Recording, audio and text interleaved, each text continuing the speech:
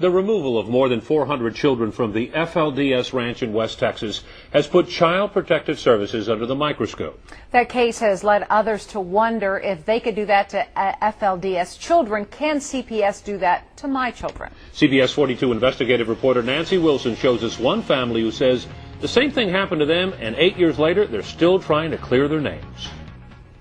We're challenging constitutionality. This is the Gates family. Gary and Melissa have 13 children, 11 of them adopted. They saw a need for kids from a variety of backgrounds who need love and a stable home. Imagine their surprise when CPS showed up on their doorstep. The ends justify the means. Why? The school called CPS when they discovered the Gates pinned a baggie with food wrappers inside the shirt of one of the kids who was caught stealing. It included a 2-page explanation and who to call if there were questions.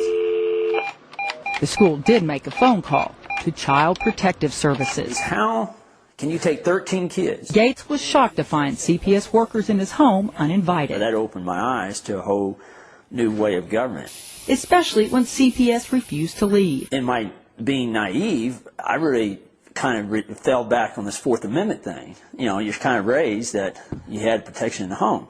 Gates said it didn't matter. At the end of that day, 6 deputies and 5 CPS officials came into our house and removed all 13 children in emergency taking. One by one, all 13 of the Gates children were removed from their homes, loaded into a paddy wagon, and taken to foster homes. That's wrong. It was done without a court order under what's called an emergency removal. The law allows it only when there's a danger to the physical health and safety of a child and the need for protection is so urgent, removal is necessary. What was the danger? The reason they later on said in court is, well, we felt Mr. Gates was uncooperative, and his uncooperativeness with us put the children at risk. First thing Monday morning, the Gates were in court. The judge ordered CPS to return the children immediately, but to be safe, the judge ordered an independent evaluation. Psychologist Jay Bevan conducted the home study. He wrote a glowing report, concluding with, "I've never said this about anyone I've ever evaluated. I admire the Gates. I would not hesitate to place my own children in their care." According to court records, CPS's response was both the department and CASA have found Dr. Bevan's report disappointing. You would think they'd be saying, you know what, this is great. We don't need to be involved here. Let us go on to somewhere else where there is some real issues. But instead, they say, well, we're disappointed. And they have just continued to dig in their heels. Even though the court dismissed the case against the Gates, CPS continues to classify them as child abusers in the state central registry. They said, well, we felt that you emotionally abused this one child, and since all the kids saw that, that's 13 counts of abuse on those children. And because your wife didn't stop it, that's 13 counts of emotional abuse from her. The Gates were never charged with any crime. They are guilty based solely on the opinion of CPS.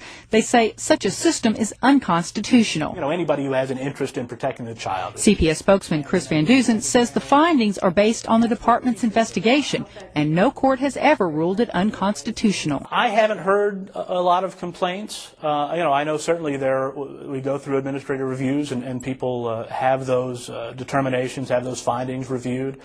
But I haven't heard a great deal of complaint about them. Well, the Gates are certainly complaining. They've spent the last 8 years and $175,000 trying to get their names removed from the registry. And like them, a number of parents have appealed. They've increased 265% in the past 2 years. Now, it can be a lengthy and sometimes expensive process, but the Gates say it's worth it to clear their names. Ron and Judy? Well, the Gates are also challenging other practices by CPS. They say CPS can come into your home, search it, and take your children without a warrant or a court order. They say not even the police, sheriff, or FBI can do that. The Gates have founded a nonprofit organization called the Texas Center for Family Rights to help other families dealing with CPS. And they're currently representing some of the mothers whose children were removed by CPS during the raid on the FLDS ranch last April.